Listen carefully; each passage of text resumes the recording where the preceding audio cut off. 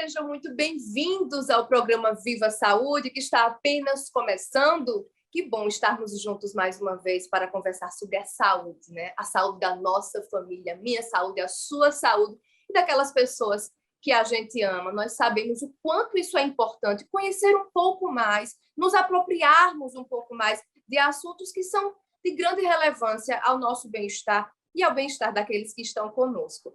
E hoje nós vamos falar de um tema extremamente importante, muitas vezes pouco comentado, que é o câncer infanto-juvenil. Pois é, esse tema chega até a assustar muitas pessoas, muitas mães que não gostam nem de falar sobre isso, mas é de extrema importância que enfrentemos, que conversemos sobre isso e que ganhemos mais informação a respeito do câncer infantil. Não é à toa, né, que existe uma campanha anual que é para dar mais visibilidade a essa importância, a importância do diagnóstico precoce do câncer infanto-juvenil, que acontece, inclusive, em setembro, né, que é o Setembro Dourado. Essa campanha de esclarecimento é tão importante para dar mais visibilidade e trabalhar ainda mais o diagnóstico precoce, né, que vai aumentar ainda mais as chances de cura dos nossos pequenos, das nossas pequenas. E que bom, né? Que bom a gente saber disso, que bom a gente saber que o diagnóstico precoce pode, sim, ser um aliado num momento tão difícil que é, né? Um momento de tanta fragilidade para as famílias, que é quando uma pessoa que a gente ama tanto quanto os nossos filhos passam por um momento de dificuldade, por um momento de desafio. E para nos ajudar a compreender um pouco melhor sobre o câncer infanto-juvenil, nós vamos conversar com a doutora Gabriela Guedes, que está aqui conosco. Ela é oncopediatra e vai nos ajudar a compreender um pouco mais sobre esse universo. Doutora Gabriela, muito obrigada pela sua participação, pela sua entrevista aqui no programa Viva Saúde. Seja bem-vinda. Muito obrigada, Mirna, pelo convite. Então, vamos conversar um pouquinho, né, sobre esse tema que é tão importante, mas tem tanto estigma, né? Tem um apelo emocional muito forte, mas que é muito importante informar a população, os leigos e médicos generalistas sobre esse assunto, né? Porque o diagnóstico precoce faz toda a diferença. Pois é, diagnóstico precoce. A gente observa várias vezes que a gente conversa aqui sobre câncer e sobre outras doenças, né? Se fala muito sobre o diagnóstico precoce, sobre a importância, né, de antecipar ao máximo esse diagnóstico. Em relação ao câncer infantil, isso também é uma preocupação. A gente observa que a campanha O Setembro Dourado traz muito isso, né? Traz essa marca muito forte. De que forma isso é tão importante, doutora Gabriela?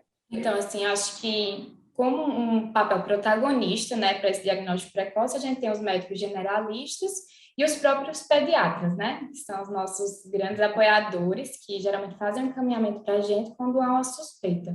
E é notável, assim, que quando a gente está diante de um diagnóstico precoce, que os sintomas são logo no início, o tratamento muda, né? Muda conforme o andar da carruagem mesmo. Então, no câncer infantil é muito inespecífico os sintomas, são muito inespecíficos, a história de febre, dor abdominal prolongada. Então, tem que ter um olhar clínico médico, né? Para suspeitar e encaminhar o quanto antes. Doutora Gabriela, e em relação ao câncer da criança, o câncer infanto-juvenil, ao câncer do adulto, existem diferenças? A gente pode observar diferenças no seu desenvolvimento?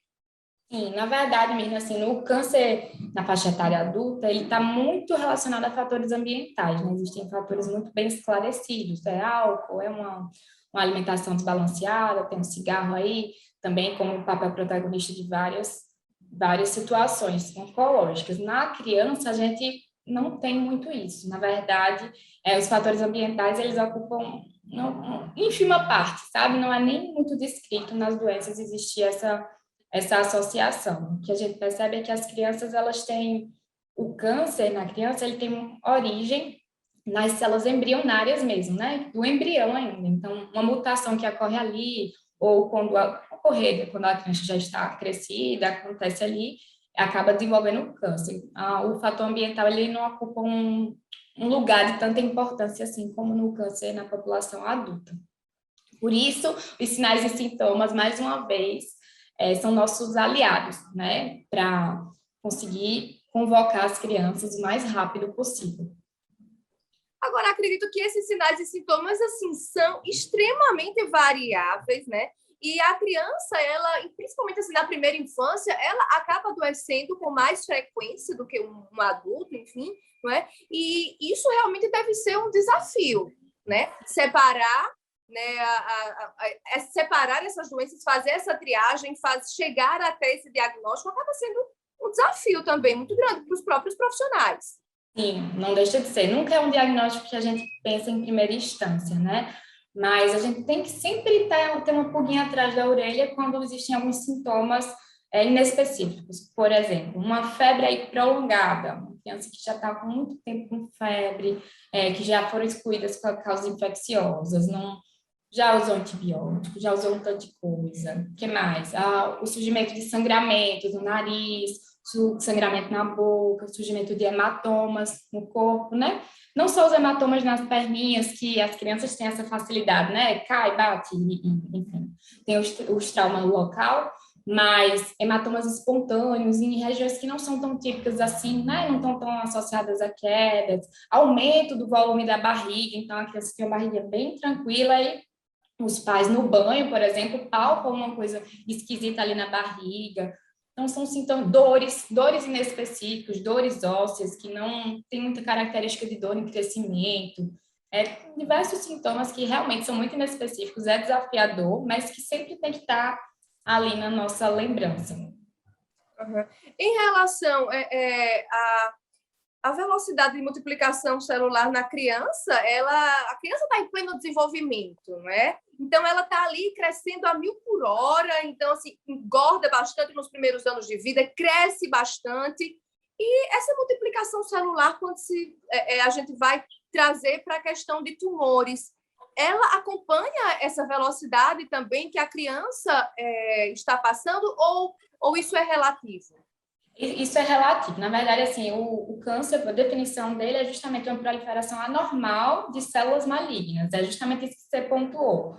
Mas o fato de multiplicar mais ou menos rápido depende do tipo histológico, né, do tipo de câncer, da idade daquela criança. Existem outros comemorativos que conseguem definir para a gente se aquilo teve uma evolução mais rápida ou não, estava ali há muito tempo e só descobriu depois.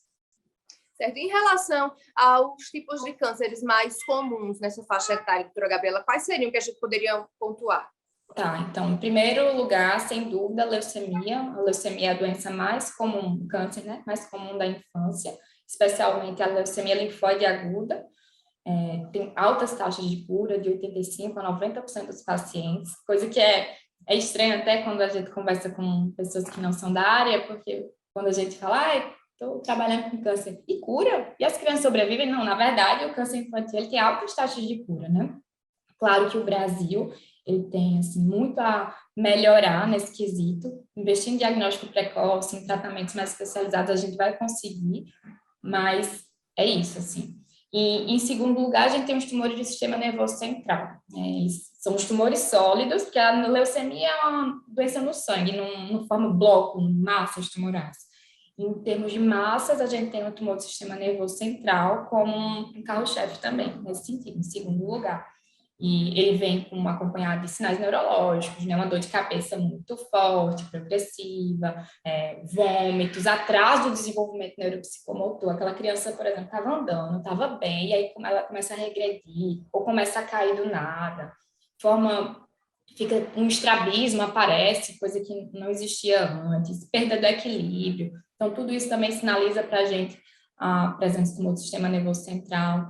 E, em terceiro lugar, a gente tem os linfomas, né? Que eu acho que leucemia e linfoma é o que todo mundo já ouviu falar, tem alguém que conhece, que os linfomas, eles se manifestam, na maioria das vezes, com sintomas inespecíficos também, febre, perda de peso, existem aqueles com apresentação de massas abdominais também, mas a gente não pode esquecer das adenomegalias, que são elas, são o inchaço dos nossos gânglios, porque nós todos temos gânglios, né? Que são as famosas ínguas no nosso sistema imune, mas quando a gente está diante de um diagnóstico oncológico, essa adenomegalia ela se apresenta de forma diferente, né? Então, é um gânglio endurecido, é um gânglio que vai aumentando progressivamente, é um gânglio que, enfim, não é móvel, ele é imóvel quando você palpa, porque as crianças, ela têm um monte de língua, né? A criança vive adoecendo por amidalite, otite, sinusite, todas as ites. Então, é normal ter os linfonodozinhos palpáveis no pescoço, em região de virilha. Porém, se ele assume essas características de muito endurecido, de um crescimento progressivo sem reduzir, de não ser tão móvel assim, isso já tem que também ficar um pouco atrás da nossa orelha. Os pais acabam sendo grandes investigadores e aliados neste processo, porque eles são aquelas que estão ali com os filhos e talvez sejam eles os primeiros a perceber que tem algo diferente no desenvolvimento daquela criança, né? Seja algum sinal diferenciado que quebra com o comum daquela criança, né, doutora Gabriela? Sim, sim, com certeza. Assim, por isso que a gente fala tanto da importância dos leigos também, sabe? E do acompanhamento com o pediatra, porque a criança, ela precisa, especialmente nos 2 primeiros anos de vida, não especialmente, mas é porque nos primeiros 2 anos de vida, a consulta com os pediatras é muito frequente, é para ser muito frequente, e a gente vê que muitas vezes não acontece, sabe? Acompanhei nos primeiros meses e aí se perde no mundo, acha que a criança está bem, não precisa acompanhar, mas precisa de um médico para chamar de seu, de um pediatra para chamar de seu, para fazer, para estar ali examinando, ver se está tudo bem, se tem alguma coisa esquisita que precisa ser investigada logo, sabe? Mas com certeza os pais são os nossos primeiros, são os apoiadores da gente mesmo, os que primeiro suspeitam se eles estiverem cientes do quadro e procuram um médico o mais rápido possível. Olha só, gente, para você ter ideia da importância de estar alerta, de acordo com o INCA, o câncer infantil ele é responsável por cerca de 8% das mortes de crianças e adolescentes entre 1 e 19 anos, certo? Em relação a mortes por doença, o câncer infanto-juvenil é responsável aí por 8%. Então, realmente é importante, é relevante, é um número relevante, é importante que estejamos atentos e também já vem um outro dado aí da Sociedade Brasileira de Oncologia Pediátrica falando que a taxa de cura do Brasil ainda pode melhorar muito. Então, olha como é importante ficarmos atentos a essa questão, né? Abrir os olhos para esse problema, ficar atento à saúde dos nossos filhos, à saúde dos nossos pequenos, porque aí também a gente toca aí na realidade de professores, que também são pessoas que estão observando crianças, de educadores, enfim, de várias pessoas que estão convivendo com essas crianças. Então, é importante que tenhamos um olhar aberto para esse problema, né, para essa realidade, que é uma realidade que está na nossa porta, que é uma realidade que muitas crianças enfrentam, e que bom que muitas vezes com desfechos excelentes, não é isso, doutora Gabriela? Com certeza, né? O câncer infantil ele tem altas taxas de cura, claro que a depender do tipo histológico, de que momento aquela doença vai estar localizada ou não, isso vai variar individualmente de cada paciente, mas de forma geral, cheguei aos seus 80% de cura, o que é um número relativamente alto, né?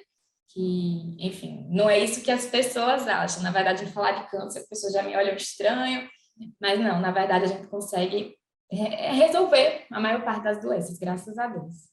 Pois é, um número bastante significativo. 80% de cura realmente é um número bastante significativo. A gente vai a um rápido intervalo, mas não sai daí não. No próximo bloco nós vamos continuar conversando com a doutora Gabriela, aprendendo um pouco mais, conhecendo um pouco mais sobre o câncer infantil e também sobre uma outra vertente, a situação das famílias. Você saber que tem um filho, tem uma filha, um sobrinho numa situação, enfrentando um câncer, não é fácil para ninguém. A gente vai conversar um pouquinho sobre isso no próximo bloco, como é que fica essa questão emocional, como é que deve ser o suporte que as famílias devem dar a essas crianças, bem como o suporte que essas famílias também precisam receber. Não sai daí que a gente volta já.